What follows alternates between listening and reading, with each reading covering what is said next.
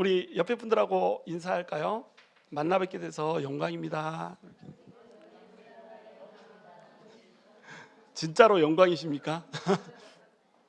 여러분, 만나 뵙게 되는 것이 영광인 걸 아십시오. 하나님께서 존귀하게 여기는 분들이에요. 여러분 한 사람 한 사람이 너무나도 소중한 사람들입니다. 그러니까 여러분 만난 것이 영광이에요. 저도 여러분 만난 것이 영광이고 나 만난 걸 영광으로 생각하니까요. 믿거나 말거나 영광이라니까요. 하나님께서는 서로의 만남을 통해서 일하시고 그 만남 가운데 하나님께 섭리를 두시고 섭리 가운데 이끌어 가시는 분이라고 하는 것, 이것을 우리가 알 필요가 있어요. 하나님은 과거, 현재, 미래의 시간에 제약을 받지 않으세요. 우리한테는 과거, 현재, 미래가 있잖아요. 하나님한테는 과거, 현재, 미래라고 하는 개념 자체가 의미가 없습니다. 왜? 하나님이 모든 걸 아시기 때문에 전지하시잖아요. 그래서 과거, 현재, 미래라고 하는 시간 전체를 쫙 펴놓고 한꺼번에 봐버리세요. 그러니까 우리는 미래형으로 이렇게 될 것이다 하는 내용이 하나님한테는 이렇게 되었더라라고 이렇게 돼버리는 거예요. 그것이 하나님의 전지하심이거든요. 근데 하나님의 전지하심을 생각할 때 우리는 하나님의 섭리라고 하는 거, 이것을 반드시 생각을 할 수밖에 없어요.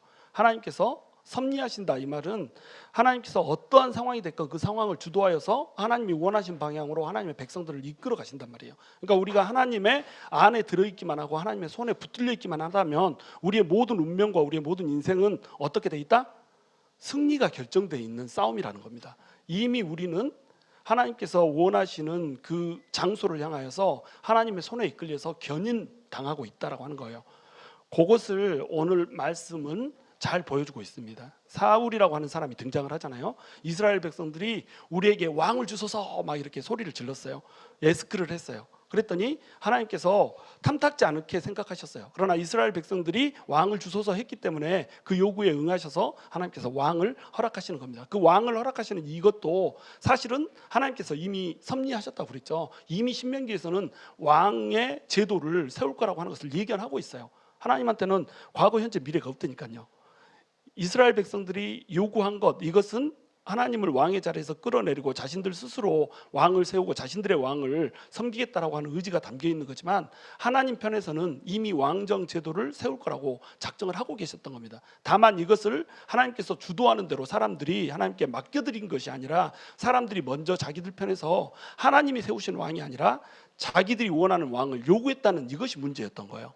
근데 하나님 편에서는 이미 왕정 제도라고 하는 거, 이것을 섭리했다는 거죠. 그러니까 이스라엘 백성들이 원했기 때문에 왕정 제도를 세워놓고 하나님이 뜻하지 않은 제도 가운데 하나님이 이끌어 가시는 것이 아니라, 하나님은 이미 왕정 제도를 머릿속에 염두에 두고 계셨기 때문에 그들의 잘못된 요구도 하나님의 선한 도구로 사용하셔서 들어주셨다는 거죠. 이 섭리라고 하는 게 보이세요? 근데 이 섭리 가운데 하나님께서 왕을 세우는데, 왕을 세우기를 누구를 세우냐면 사울이라고 하는 사람을 세우는 겁니다. 이 사울의 이름의 뜻이 뭐죠? 사울은 큰 자라고 하는 뜻이에요. 근데 큰 자라고 하는 뜻 이전에 갖는 뜻이 있어요. 이게 뭐냐면 요구하는 바를 응했다, 이런 뜻이에요. 원하는 대로 들어줬다는 뜻을 갖습니다. 원하는 대로 들어주는 자가 되니까 큰 자가 되는 거예요. 그래서 사울이 큰 자라는 뜻을 갖는데, 원래는 원하는 대로 들어줬다. 왕을 원했잖아요. 근데 왕을 원했는데 그 원하는 왕을 하나님께서 들어줬잖아요. 사울은 하나님께서 왕을 사울로 세우기 전에 사울이라고 하는 이름을 붙였을까요? 나중에 되어서야 이름을 붙였을까요?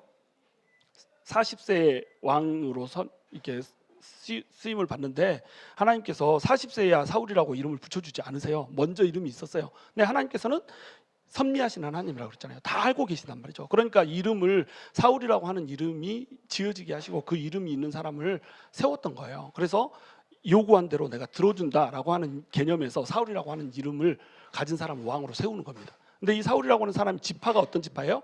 베냐민 지파라는 거죠. 그럼 베냐민 지파 사람을 왕으로 세웠다, 이게 굉장히 의미가 있는 거예요. 왜냐하면 이 시대는 지금 사사 시대잖아요. 사무엘은 마지막 사사고, 아직 사무엘 상하로 나눠져서 사무엘 상하 책을 쓰고 있지만, 걷고 있는 시대는 무슨 시대다? 사사 시대다. 그래서 왕정 시대를 사사 시대와 연결해 주는 브릿지 역할을 하는 게 사무엘인데, 이 사무엘이 왕을 세우기 전까지는 이스라엘은 사사 시대에 머물러 있는 거예요.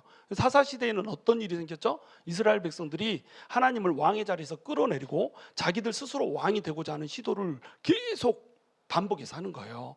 그래서 이 사사기가 어떻게 구조가 되냐면, 사사들의 이야기가 맨 처음에 등장을 하고 쭉 사사들의 이야기를 전개를 한 다음에 종교적인 타락을 다뤄요. 종교적인 타락을 다룬 그 내용이 어떤 거죠? 미가의 집 신상 얘기, 이게 종교적인 타락이에요. 그런데 그 다음 다루는 내용이 뭐죠? 도덕적인 타락을 다루는 거예요. 이 도덕적인 타락에 등장하는 이야기가 뭐죠? 레위인의 첩사건. 레위인의 첩사건이 등장을 하는 겁니다. 레위인이 첩이 있었는데 레위인이 첩이 있다는 것부터가 문제잖아요. 하나님을 섬기는 사람이 하나님의 이 일을 하면서 첩을 뒀어요. 글쎄 세상에. 그러니까 이것부터가 문제인 거예요. 근데 첩을 둔 이 도덕적인 타락이 어떤 일을 가져오냐면 이 첩이 남편이 마음에 안 들어가지고 자기 집으로 홀랑 가버린 거야. 짐 싸서 친정으로 가버린 거예요. 그러니까 친정으로 데리러 간 거예요. 친정으로 데리고 올라오는 길에 기브아, 그러니까 이 베냐민 지파의 땅에 머물게 되는 겁니다. 근데 베냐민 지파의 땅에서 불량배들이 있었던 거예요. 이 불량배들이 집단으로 나타나 가지고 레위인의 첩을 집단 융관을 하는 사건이 발생을 합니다. 이 사건 때문에 이제 이스라엘 12지파가 다 모이게 되는 거예요. 그래서 우리에게 정말 역사적으로 이러한 천일 공노할 일이 없다. 그래가지고 베냐민 지파한테 통고를 해가지고 너네 중에서 이 일을 행한 악한 사람들을 우리한테 넘겨라. 그럼 우리가 심판하겠다. 이렇게 얘기를 한 거예요. 근데 베냐민 지파 사람들이 어떻게 반응을 해요? 왜 우리가 너네한테 넘겨야 돼? 우리 사람은 우리가 지켜. 이렇게 한 겁니다. 그 정도로 도덕적으로 타락했다는 뜻이에요. 죄가 죄로 여겨지지 않는 겁니다. 그러니까 지금 이 시대에 우리가 동성애는 죄다 막 이거 얘기하면은 뭐 큰일 나는 것처럼 이렇게 그런 시대가 돼버렸잖아요. 옛날에는 이거 동성애는 죄다 누가 얘기 안 해도 다 이렇게 인정을 했어요. 전부 이해하는 시대였어요. 그렇죠? 근데 지금은 동성애는 죄다 그러면 정죄한다고 막 그러면서 삐져가지고 교회 안 나고 이런 사람도 있어요. 크리스찬 중에서도 이걸 인정하는 사람들이 있다는 거예요. 죄가 죄로 인식이 안 되는 겁니다. 예전에 우리나라의 간통이 죄였잖아요. 그래서 간통을 범한 사람은 2년 이하의 징역을 살았어야 됐어요. 그래서 간통을 하는 사람들은 모두 숨어서 했었습니다. 근데 이 간통죄가 폐지가 됐어요. 그러면서 그날 저녁에 역사적인 사건이 발생하는 거예요. 모든 모텔에 공간이 없는 겁니다. 들어갈 공간이 없어요. 모든 나이트클럽이 그냥 문전성시를 이룬 거예요. 그래가지고 그 이후로 그냥 윤락산업이 호황산업이 돼버렸어요. 드디어 우리의 시대가 왔다. 더 이상 몰래 만나지 않아요. 대놓고 만나요. 그냥 그동안에 그 사람들은 그것이 죄가 아니라고 하는 사실이 법적으로 통과가 되니까 만나기 시작한 게 아니라 숨어서 만났던 거예요. 근데 숨어서 만나면서 이 사람들은 죄라고 이제 인식이 되기 때문에 자기 죄를 드러내지 않았단 말이죠. 그런데 이게 죄가 아니다. 이렇게 법적으로 판결이 돼버리니까 우죽순처럼 쏟아져 나와서 전부 다 이제 뭐 들키려면 들키라 이거지. 감옥에 가는 것도 아니고 벌금 내는 것도 아니고 형사 고소서가 되는 것도 아닌데 무슨 문제냐 이래가지고 난리가 난 거예요. 자, 이거 보면서 여러분 뭘 느끼세요? 사람들은 죄를 죄로 여기지 않는다는 겁니다. 법적으로 2년 이하의 징역 살이만 하지 않으면 뭐 죄야 그까이 거 내가 사랑하면 사귀는 거지 이렇게 되는 거예요. 뭐 요즘 한국에서는 요즘이 아니지 뭐 20년 전만 해도 남편 말고 자기 애인 하나 두는 거 이것은 죄로 여기지 않았단 말이죠. 죄를 지으면서도 죄를 죄라고 여기지 않아요. 이것이 타락한 백성들의 특징이 되는 겁니다. 그러니까 베냐민 지파 사람들도 자기가 그 레위인의 첩을 한 사람을 놓고 집단 융간을 했던 천인 공노할 죄악을 범해놓고도 범죄자들을 내놓으라니까 왜 내놔? 우리 자존심이 있지 이렇게 나댄 거예요. 그래서 베냐민 지파를 제외한 다른 11지파와 베냐민 지파 사이에 싸움이 일어난 겁니다. 그래서 베냐민 지파가 멸절의 위기에 처해요. 장정 600명을 남겨놓고 전부 다 몰살이 돼버린 겁니다. 그래서 베냐민 지파 한 지파가 아예 없어질 위기에 놓였었잖아요. 그러니까 베냐민 지파는 이 12지파에서 겨우 살아남은 가장 작은 지파가 돼버린 거예요. 이 지파 중에서 한 명을 하나님께서 왕으로 세우는 겁니다. 이게 하나님의 위대하신 지혜거든요. 만약에 유다 지파에서 왕을 바로 뽑았다고 생각을 해보세요. 에브라임 지파에서 가만히 있겠어요? 우리가 제일 큰 지파인데 왜 유다 지파에서 왕을 뽑냐? 에브라임 지파에서 뽑았다고 생각을 해보세요. 유다 지파가 우리가 그래도 왕권을 갖는다고 취한다고 이렇게 성경에서 예언을 받았는데 너네가 왜 왕이 되냐 이러고 난리가 나겠죠. 그래서 서로 견제하고 서로 다투고 이런 식으로 될 거라는 거죠. 그러니까 하나님께서 가장 작은 지파, 가장 위협이 되지 않는 지파, 가장 나약한 지파, 이 지파 중에 한 명을 왕으로 세우는 겁니다. 그 왕으로 세우는 과정 중에 베냐민 지파 범죄했었고 베냐민 지파는 사그러질 위기에 있었고 베냐민 지파는 자기의 존귀와 영광을 다 잃어버린 지파였어요. 근데 하나님께서 그 가장 미흡해진 지파를 다시 일으켜 세워서 존귀와 영광을 세워주는 이런 모습으로 지금 하나님께서 그림을 그려주시는 겁니다. 정말 놀랍지 않으세요? 이 섭리라고 하는 거, 사울이라고 하는 사람을 왕으로 세우는데 사울의 아버지가 누구예요? 기스. 마음에 기스가 났어.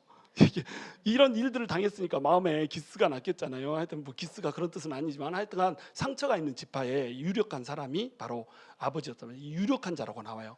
그러면 여러분 성경을 잠깐 상상력을 발동해서 보면 베냐민 지파가 그 일을 당하기 전에 베냐민 지파의 총 수는 몇 명이었냐면 2만 5천 명이었거든요. 2만 5천 명, 장정이 2만 5천 명이었어요. 2만 5천 명이 베냐민 지파의 땅을 두루 나눠 가졌죠. 근데 베냐민 지파의 땅이 베냐민 사람들이 죽으면 다른 사람의 지파한테 넘어갈 수 있을까요, 없을까요? 넘어갈 수가 없는 거예요. 베냐민 지파의 땅은 베냐민 사람들이 나눠 갖는 겁니다. 베냐민 지파한테 주어진 땅이기 때문에. 그럼 생각해 보세요. 2만 5천 명이 갑자기 600명으로 혹 줄어버렸어요. 이 땅들은 누구한테 가냐고요. 600명이 2만 5천 명이 나눠 가질 땅을 나눠 갖게 된 겁니다. 자기 지파적인 대대적인 비극이었음에도 불구하고 살아남은 사람들은 어떻게 돼요? 2만 5천 명이 가질 땅을 나눠서 갖게 되는 거예요. 갑자기 땅 부자가 돼버린 겁니다. 졸부가 돼버린 거예요. 알부자가. 그 중에서도 이제 기스라고 하는 사람은 유력한 사람이었다고 그랬으니까 2만 5천 명이 나눠 가질 땅을 600분의 1로 나눠 갖는 게 아니에요. 더 유력한 사람 더 갖는 거예요. 그러니까 땅을 얼마나 많이 가지고 있어요. 떼부자가 된 거예요. 알부자가. 그러니까 부잣집 아들 도련님으로 사울이 이제 살아가고 있는 거죠. 그러나 지파 전체적인 비극이 있었기 때문에 마음에 상처는 있는 이런 상태, 마음에 기스가 나 있는 이런 상태, 그러나 떼부자인 이런 상태, 이런 상태의 사람이 지금 기스의 가문이라고 보면 돼요. 이 기스의 가문에 사울이라고 하는 이 사람이 지금 왕으로 등극이 되는 이런 상황인 겁니다. 근데 왕으로 되는 이 상황도 보면은 하나님의 섭리라고 하는 것을 우리가 볼 수가 있거든요. 기스가 암나기들을 잃어버려요. 나귀라고 하는 것은 그 시대에 어떤 의미였냐면 존귀한 사람이 타고 다니는 존귀의 상징이었어요. 나 돈 좀 있어. 나 부잣집이야. 우리 집 뼈대 있는 가문이야. 이거 드러내려면 어떻게 해요? 나귀 타고 다니는 거예요. 이스라엘 백성들은 말을 많이 두지 않았잖아요. 왜냐하면 하나님께서 말을 많이 두는 걸 금지를 했어요. 전쟁에서 말을 뺏어도 말의 발 뒷 힘줄을 끊어서 짐만 포로시 나를 수 있게 이렇게 했기 때문에 나귀를 대신 타고 다녔거든요. 나귀로 짐도 나르고 나귀가 운송 수단이고 나귀가 또 타고 다니는 수단이었던 거예요. 그러니까 나귀를 타고 다녔다 이 말은 기스가 어떤 사람이다? 존귀한 사람이다. 나귀를 가졌다 그러면 존귀와 영광의 상징인 거예요. 그런데 암나귀가 있다 이 말은 뭐냐면 좀 더 존귀하다 이런 뜻이 되는 거예요. 왜냐하면 순나귀는 고집이 세거든요. 암나귀는 부드럽고 온순한데 순나귀는 말을 안 들어먹어요. 그러니까 암나귀가 더 존귀한 거였어요. 우리 사람도 그렇잖아요. 남자들 여자 말을 들어먹지를 않잖아. 자존심, 똥 자존심만 있어가지고 여자가 이게 보통 남자하고 여자가 한 가게를 운영하면서 이 가게를 이렇게 운영하면 좋겠다 이런 논쟁이 붙으면 누가 더 옳은 소리를 할까요? 누가 더 올바른 소리를 할까요? 당연히 여자가 옳은 소리를 하는 거예요. 왜냐하면 여자는 섬세하고 꼼꼼하거든요. 가정적이거든요. 남자는 폼생폼사라 똥폼 잡고 있다가 다 말아먹어. 그러니까 여자 말을 들어야 하는데 남자들이 여자 말을 들어요 안 들어요? 안 들어. 그래서 남자는 자존심에 사는 거예요. 그냥 여자가 뭐 이렇게 하려고 했다가도 여자가 말하면 아내가 말하면 어떻게 해요? 그것을 내가 왜 딱 이렇게 한단 말이죠. 그렇죠? 안 그런가요? 나만 그런가? 모든 남편들은 이 여자가 자기 위에 서는 것을 허락을 하지 않아요. 그래가지고 얼마나 꼰대짓을 해요. 남자들이 그냥 뭐 말을 하면 듣지를 않고 그냥 이렇게 좀 해주세요. 그러면은 아니요 이렇게 해야 돼. 길을 잃어버렸어. 내비게이터를 좀 켜세요. 그러면 내비게이션을 왜 켜? 난 길 알아. 이러고 가다가 엄한 길로 가가지고 1시간 헤매고 돌아와서는 일부러 관광시켜주려고 그런 거예요. 막 이러고 있고 이게 남자란 말이죠. 얼마나 똥 자존심. 하여튼 자존심이 센 이런 남자들 자기 고집 꺾지 않고 이게 남자 사람들도 그렇잖아요. 근데 나귀도 이렇단 말이죠. 그러니까 암나귀를 타는 것 이것이 훨씬 존귀하게 여겨졌던 거예요. 근데 이 암나귀 중에서도 한 마리를 잃어버린 거예요. 아니라 암나귀들을 잃어버렸다는 거예요. 암나귀 여러 마리를 잃어버린 거예요. 그러면 이 사람은 지금 부자라고 그랬잖아요. 기스가 엄청난 떼부자라고 그랬죠. 이 떼부자가 암나귀 몇 마리 잃어버리면 어떻게 하면 돼요? 사면 돼요.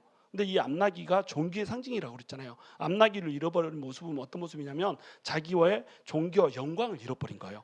그러니까 자기의 존귀와 영광에 기스가 나버린 거란 거지. 그러니까는 이 암나기들을 찾아야 되는 거예요. 그럼 이 그림을 잘 봐보세요. 베냐민 지파가 원래는 어엿한 12지파의 한 지파를 구성하고 있었어요. 2만 5천 명이나 됐었어요. 이 지파가 갑자기 600명으로 줄어들면서 멸절이 됐어요. 멸절이 되다시피 했어요. 자, 그러면 존귀와 영광이 떠나버렸잖아요. 완전히 존귀와 영광이 말살이 돼버린 겁니다. 그 존귀와 영광이 말살된 베냐민 지파의 그림이 기스가 암나기를 잃어버린 모습으로 지금 그려지고 있다. 이렇게 우리가 대입을 시키면 되는 거예요. 무슨 상황인지 이해가 되시죠? 그래서 지금 암나기들을 잃어버린 이 상황은 베냐민 지파의 그 그림을 그대로 그려내고 있다. 이 존귀와 영광의 상징인 암나기들을 이제 찾아야 되는 거예요. 그래서 사울과 사환 한 명을 붙여가지고 두 명이서 암나기들을 찾아오게 만드는 거죠. 나의 잃어버린 존귀와 영광을 찾아와라 이거죠. 그래서 그 존귀와 영광을 찾으러 사울과 사환이 나아가는 겁니다. 나가는데 사울이 그것을 찾으려고 돌아다니는데 찾지를 못하는 거예요. 어디에 숨었는지 아무리 뒤져도 없는 거예요. 그래서 베냐민 지파의 땅을 다 뒤지고 돌아다녔는데 없어. 그래서 어디까지 올라가요? 에브라임 지파까지 올라가는 거예요. 땅으로 보면 베냐민 지파는 에브라임 지파와 유다 지파 사이에 이렇게 있거든요. 근데 유다 지파는 아래에 있고 베냐민 지파 위에 있고 그 위에 이제 에브라임 지파가 있는데 자기 지파 땅을 다 두루 돌아다녔는데 없으니까 에브라임 지파까지 올라가서 그 땅을 이렇게 뒤지는 거예요. 근데 에브라임 지파에는 누가 살고 있죠? 에브라임 땅에는 사무엘이 살고 있는 거예요. 둘이 다 사시니까 헷갈리면 안 돼요. 사무엘이라고 하는 사람이 거기에 살고 있는 거예요. 오늘 사무엘이라고 하는 사람이 살고 있기 때문에 이제 하나님께서는 사울을 그쪽으로 인도하셨다 이렇게 우리가 보면 되는 거죠. 그 땅에 가가지고도 찾고 있는데 찾지를 못해요. 3일이나 걸렸는데 도무지 찾지를 못해요. 잃어버린 영광과 존귀를 찾지를 못한 이런 상황. 그래서 이제 사울이 돌아가자. 나기 때문에 아빠가 걱정하는 것이 아니라 우리 아빠가 너하고 내가 없어진 것 때문에 사흘 동안 없으니까 행방불명 된 걸로 이렇게 해가지고 걱정하겠다 이렇게 해가지고 돌아가기로 이제 말을 한 거예요. 근데 사환이 사무엘을 떠올린 겁니다. 마지막으로 한 군데 가볼 곳이 있다. 이 땅에 지금 사무엘이 살고 있는데 하나님의 사람이 살고 있는데 이 하나님의 사람한테 가면 모든 것을 안다고 하더라. 이 사람한테 가가지고 우리 나귀가 어디 있는지 물어보자 이렇게 얘기한 거예요. 사울이 그 얘기를 듣고 동의를 한 겁니다. 원래는 동의를 하면 안 되죠. 왜냐하면 남자는 뭘로 살아요? 자존심 이걸로 사는 거잖아요. 자존심. 사환이 얘기했는데 이 말을 어떻게 듣냐 말이죠. 근데 사울은 사환이 한 말에 동의하고 그 말을 들어서 가요. 그러니까 사울이 굉장히 겸손했던 사람이라는 걸 알 수가 있어요. 사울은 나중에 왕으로 기름 부으려고 할 때 행구에 숨었다고 나오잖아요. 사람들이 모인 그 짐들 사이에서 숨어가지고 나는 왕으로 세움받기에 마땅한 사람이 아닙니다 이러고 자기를 왕으로 이렇게 하려고 하지 않았어요. 사울이 원하지 않았단 말이죠. 사울은 겸손한 사람이었어요. 초반에. 나중에 교만해졌지만. 그리고 사울은 또한 효심이 가득한 사람이었죠. 자기 아버지가 찾아오라고 하니까 3일 동안 돌아다니잖아요. 그리고 자기 아버지가 걱정할까 봐 돌아가자고 이렇게 얘기하잖아요. 효심이 가득한 사람이었고 또한 사울은 어떤 사람이었죠? 성실한 사람이었어요. 사흘 동안 구석구석을 다 뒤지고 남의 지파 땅까지 가잖아요. 그러니까 인품이 된 사람이야. 인품도 됐고 또 이 육신적으로도 어때요? 다른 사람보다 어깨 위에 머리 하나가 더 있더라 이렇게 얘기하잖아요. 얼굴이 준수한 소년이더라. 여기서 소년은 청년이란 뜻이거든요. 얼굴이 준수한 청년이었어요. 사울이 40세의 왕으로 기름 부음을 받잖아요. 그러니까 30대 뭐 후반 이 정도 되는 건장한 청년이었겠죠. 이런 청년인데 준수했더라 이 말은 그때 당시에 이스라엘에게 있어서 준수한 사람들의 3대 특징이 있어요. 3대 조건. 잘생긴 사람의 3대 조건. 자, 1번 키가 커야 된다. 2번 눈이 커야 된다. 3번 털이 많아야 된다. 요 세 가지. 저 눈 크죠? 이러면 더 커져. 눈 크고 나 털 많아요. 내 별명이 미들네임이 에서야. 털이 많아가지고 그리고 털도 많아. 그럼 나는 이제 왕이 될 자질을 갖춘 외모를 갖추고 있는 거예요. 키가 작아. 내가 키만 컸으면 내가 왕이 될 상인가 요거 해도 돼.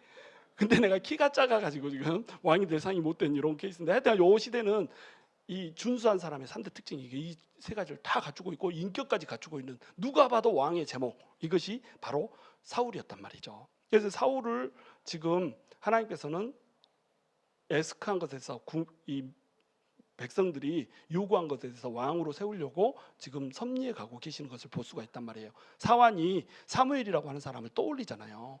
그냥 갈 수도 있는데 떠올렸단 말이죠. 그리고 이것에 흔쾌히 또 사울이 동의를 했단 말이죠. 그래서 사무엘에게로 가자 이렇게 해가지고 가게 된 겁니다. 그래서 사무엘에게로 가는데 사무엘은 또 어떻게 하고 있어요? 하나님께서 이미 하루 전에 사울이 도착하기 전날 밤에 이미 하나님께서 나타나셔가지고 얘기를 해줬어요. 자, 이제 암나기 잊어버린 사람이 올 텐데 암나기는 내가 이쪽으로 몰아놨다. 암나기 찾아놨고 그 사람이 암나기 찾아서 오면 이 사람이 바로 내가 세운 왕인 줄을 네가 알아라. 이렇게 이미 말을 해준 거예요. 그러니까 사무엘은 지금 사울을 어떻게 하고 있어요? 기다리고 있어요. 그리고 이미 먹을 것도 준비해놨어요. 넓적다리를 준비해놨다고 그랬잖아요. 넓적다리는 이제 화목제로 드려서 먹는 거거든요. 그러니까 뭐 왼쪽인가 오른쪽인가에 따라서 이것이 제사장 분으로 이렇게 주기도 하고 또 제사를 드리는 그 회중을 위해서 주는 것이기도 하고 이래요. 그래 어찌 됐건 이것을 먹는 것은 화목을 위해서 교제를 위해서 먹는 거란 말이죠. 그러니까 하나님께서는 그들의 만남을 이미 준비해 놨어요. 하나님께서는 우리의 만남을 이미 준비해 놨단 말이죠. 사무엘과 사울의 만남을 하나님께서는 이미 예비를 해 놓으셨단 말이죠. 그리고 사울을 만나거든 이 사람이 왕인 줄 알고 이 사람을 왕으로 세워라라고 얘기를 해 놓고 지금 사울을 어디로 보내고 있어요? 사무엘한테로 보내고 있는 겁니다. 사무엘한테로 보내서 이 사람을 왕으로 세우고자 하는 하나님의 섭리가 지금 펼쳐지고 있는 거라는 거죠. 그러면 사무엘은 지금 사울을 기다리고 있고 사울은 나귀를 찾아서 돌아다니고 있고 사울이 찾고 있는 건 지금 뭐예요? 암나귀잖아요. 암나귀는 뭐의 상징이라고 그랬죠? 존귀와 영광의 상징이라고 그랬잖아요. 잃어버진 존귀와 영광을 찾아서 돌아다니는데 사무엘이 사울을 왕으로 세워버린단 말이죠. 그러면 잃어버린 존귀와 영광을 찾았어요? 안 찾았어요? 찾았어요. 그러니까 암나귀를 잃어버려서 오는 암나귀를 찾았을 뿐만 아니라 거기에 덤으로 뭘 찾아요? 왕이 되는 존귀와 영광까지 찾아버린다니까. 이게 하나님의 섭리거든요. 우리가 사울과 같다고 생각하면 돼요. 우리가 세상에서 살다 보면 존귀와 영광을 잃어버릴 때가 많거든요. 회사에서는 맨날 막 나를 핍박하지, 사업장에서는 사업도 잘 안 되지, 또 사업이 가끔씩 막 망해가지고 이렇게 빚더미에 앉기도 하지. 그리고 사람하고 관계도 다 틀어져 가지고 이 사람 저 사람한테 계속 미움을 받는 것 같고 나 혼자 남겨진 것 같지. 이게 뭐예요? 나의 존귀와 영광을 다 잃어버린 겁니다. 근데 나의 존귀와 영광을 찾아서 우리는 헤매는 거예요. 이 헤매는 것이 근데 하나님을 믿는 사람들에게는 무엇 가운데 있다는 거예요? 하나님의 섭리 가운데 있다는 겁니다. 그래서 하나님의 섭리 가운데 하나님이 원하시는 그 뜻 가운데로 우리는 걸어가고 있다는 거예요. 그러면 하나님께서 우리가 잃어버린 존귀와 영광을 회복시켜 줄 뿐만 아니라 우리가 생각하지도 않았고 뜻하지도 않았던 왕의 권한이라고 하는 것, 왕권이라고 하는 것을 우리에게 주는 분이라고 하는 것이라는 거죠. 이거를 사울이 왕으로 세워지는 그 과정을 그림으로 해서 우리에게 그림 언어로 제시를 하고 있는 겁니다. 하나님의 섭리라고 하는 건 그거거든요. 우리가 세상 가운데 헤매고 잃어버린 영광과 존귀가 무너진 내 자존심 이것을 찾아서 헤매다가 결국 우리가 뭘 만나게 돼요? 하나님을 찾게 되는 거예요. 하나님을 찾게 되면 우리는 우리가 잃어버렸던 존귀, 영광, 나귀 따위 이런 거 왕이 되는데 나귀가 그까짓 몇 마리 잃어버린 거 무슨 상관이에요? 나귀 수천 마리도 살 수 있는데 왕 되면. 그러니까 하나님께서는 이 하찮은 나귀 요것뿐만 아니라 진짜로 하나님의 아들이 되고 예수 그리스도를 믿기 때문에 예수 그리스도부터 오는 왕권을 우리가 소유한 자로 살 수 있게 이렇게 우리를 만들어 주신단 말이죠. 이게 하나님의 섭리예요. 우리는 그 하나님의 섭리 가운데 있다는 거 믿고 하나님한테 우리를 전적으로 의지하면 되는 거예요. 사울은 그것을 몰랐기 때문에 나귀 찾아서 헤매고 다녔죠. 우리는 이걸 알잖아요. 우리는 이것을 지금 보고 있잖아요. 그러니까 우리는 이 안에서 어떤 어려움이 닥치고 어떤 공격이 닥쳐도 힘을 내고 소망을 잃지 않게 이렇게 살아갈 수가 있는 그런 조건들을 가진 자들이라는 겁니다. 우리 정체성을 정확히 알아야 된다는 거죠. 여러분 이제 제 간증을 잠깐 하고 마치려고 그래요. 제가 여러분도 다 아시다시피 목사를 하려고 하진 않았잖아요. 일부 때는 내가 이제 간증을 쭉 많이 했는데 간단하게 이제 요점만 할 거예요. 근데 목사가 내가 되려고 한 건 아니고 저는 사실은 선교사가 꿈이었거든요. 그래서 처음에 예수 믿을 때부터 예수 믿는 그 순간에 그 강사로 오셨던 분이 제 머리에 손 얹고 선교사 되게 해달라고 막 기도를 했었고 그래서 선교사가 꿈이었는데 사할린에 계시는 어떤 목사님이 오셔가지고 자기 이게 나이가 너무 차서 사할린에 선교를 이제 내려놓고 후임자를 찾는다고 그러는 거예요. 그래 우리 이제 박사학위 마치고 이제 포닥 뭐 들어가려고 준비하는 뭐 이런 상황에서 그런 일이 있었는데 우리 사할린 가자. 그래가지고 사할린 후임으로 갈 뻔했어요. 그래가지고 사할린 가려고 우리가 털 장화도 사고 러시아인들이 사는 털 모자도 사고 지금도 그 털 장화가 있어요. 아직 신지 않지만 그 눈덩이에서 신으려고 그 방울 2개 달린 털 장화 그거 사고 막 이렇게 해가지고 한 번도 신지 않은 장화가 따끈따끈하게 아직도 20년이 흐른 뒤에도 15년이 흐른 뒤에도 아직도 그 자리에 있는데 하여간 그렇게 했는데 하나님께서 길을 여시지 않았죠.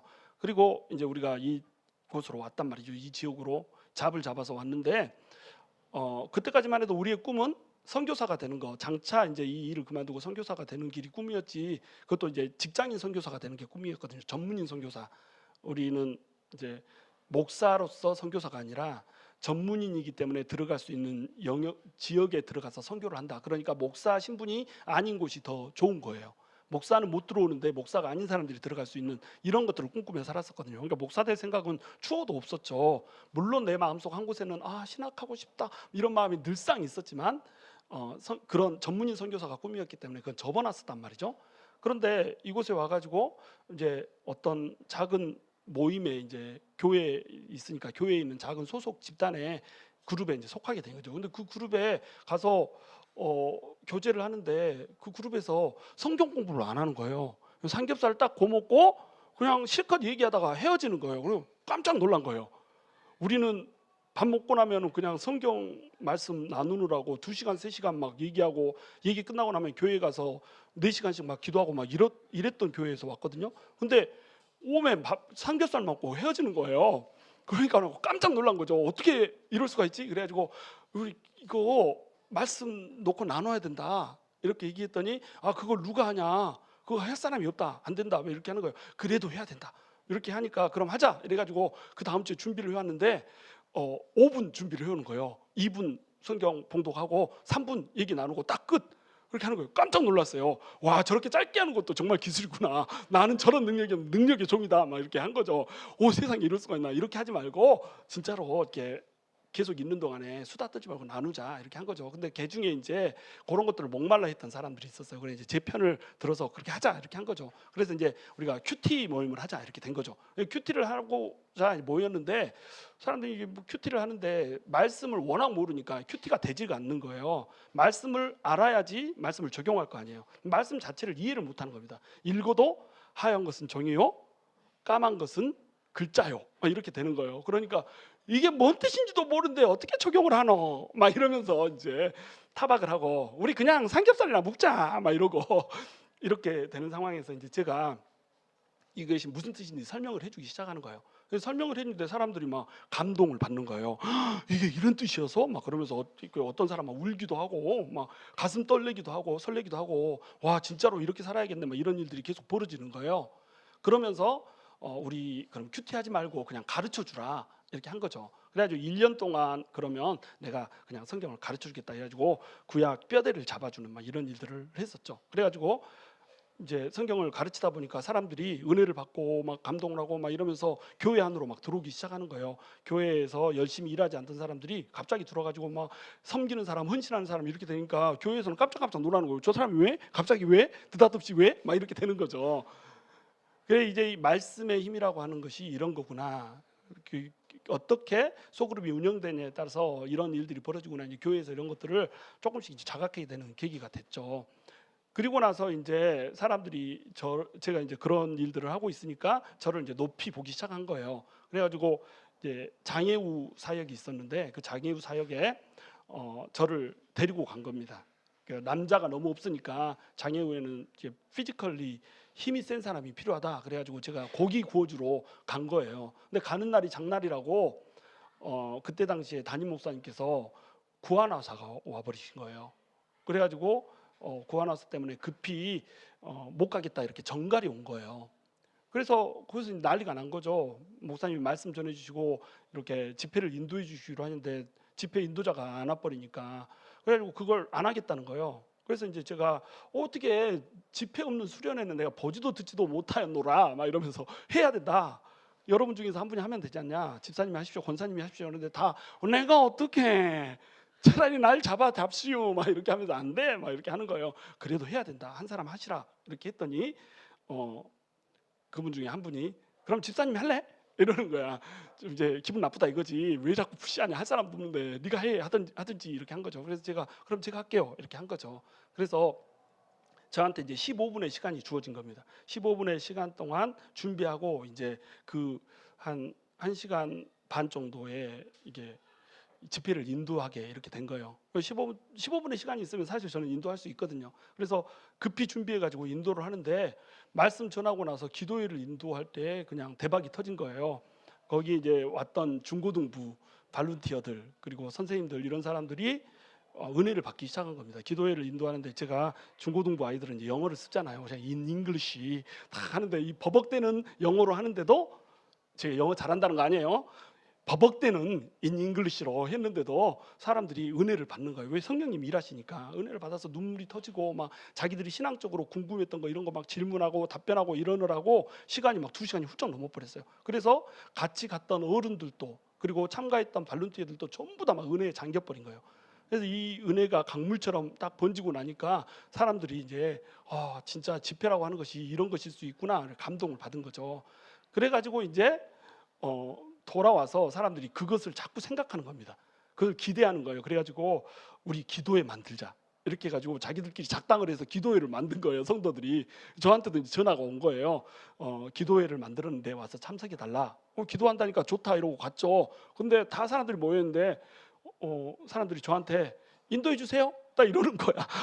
아니 인도를 해달라고 하려면 미리 말을 하든지 그 당일에 와가지고 그냥 전화해서 오라고 그러더니 인도해 주세요 이러고 있고, 그 기도회를 하려면 또 담임 목사님한테 허락을 맡아야 되거든요. 성도들이 자기 마음대로 이렇게 하면 질서가 이렇게 무너지는 거기 때문에 나는 다 목사님한테 허락 받고 와서 그렇게 하는 줄 알았어요. 그랬더니 자기들끼리 모여가지고 나 불러놓고 인도해 주세요 이러는 거예요.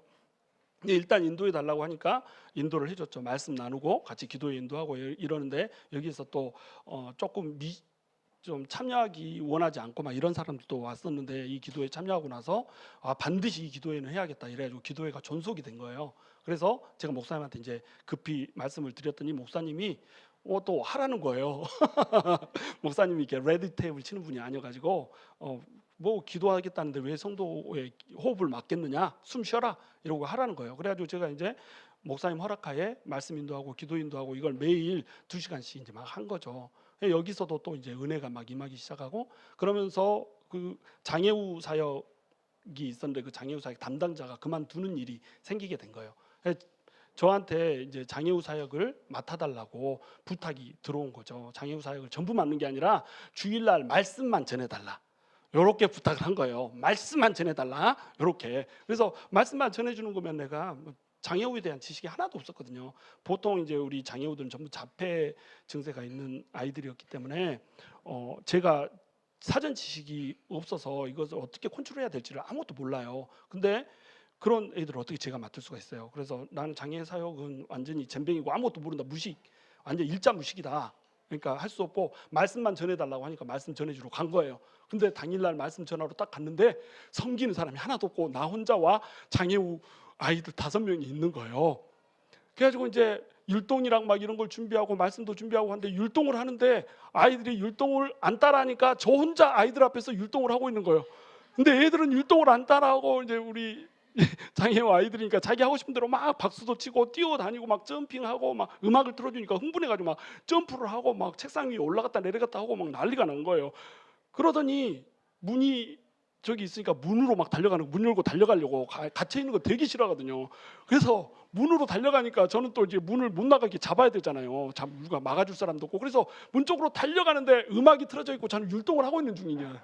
율동을 하면서 막 문 쪽으로 달려가서 문을 잡고 못 나가게 하는데 문 계속 열겠다고 나를 비키라고 그러고 나는 문 막아놓고 막 계속 율동하고 있고 아이들은 멍하니 쳐다보고 있고 막 이런 일들이 벌어지고 있는 거예요. 이 말씀을 전하는데 아이들이 한 5분 정도는 잘 듣더라고. 그래서 됐다 이러고 말씀을 전하는데 5분 지나니까 애들이 한 명씩 막 튀어나와가지고 내 손목을 잡는 거예요.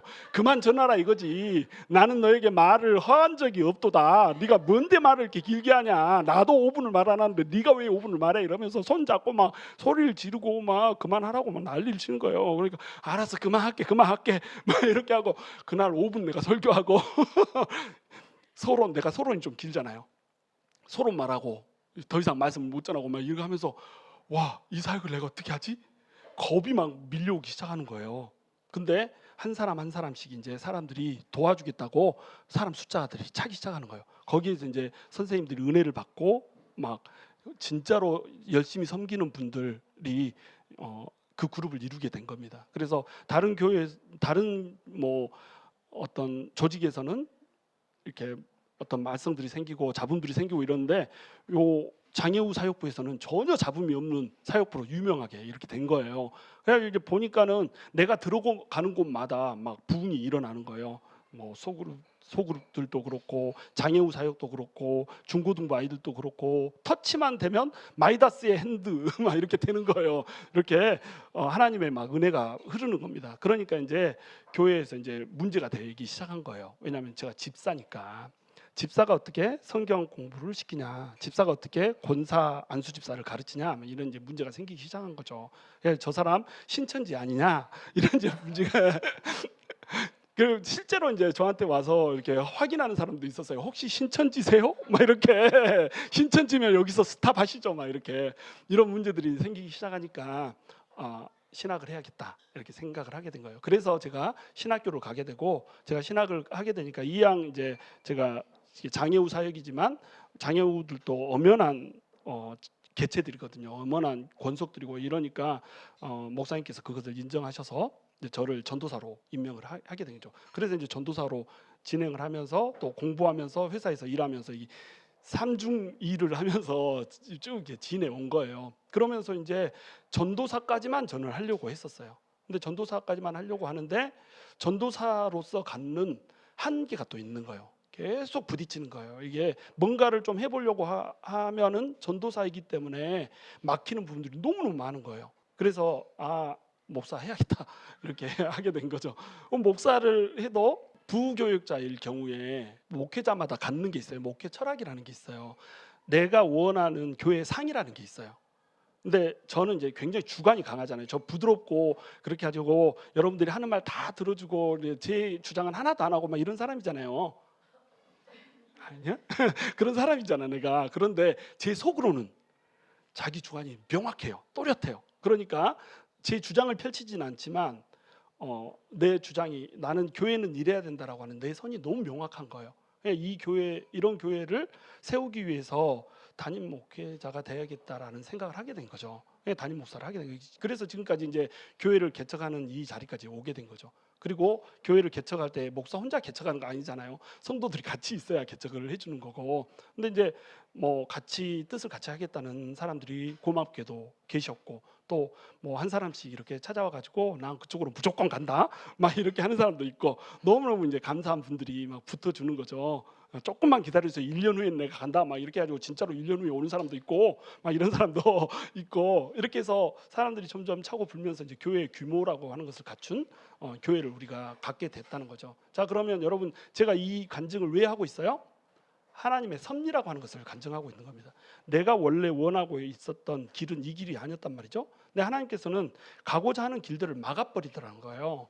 내가 원래 뜻했던 길, 내가 원래 원했던 길을 막아버리더라는 거죠. 근데 그 길이 막히면서 새로운 길이 열리는데 그 새로운 길이 하나님께서 나에게 주시는 최선의 길이었다는 거예요.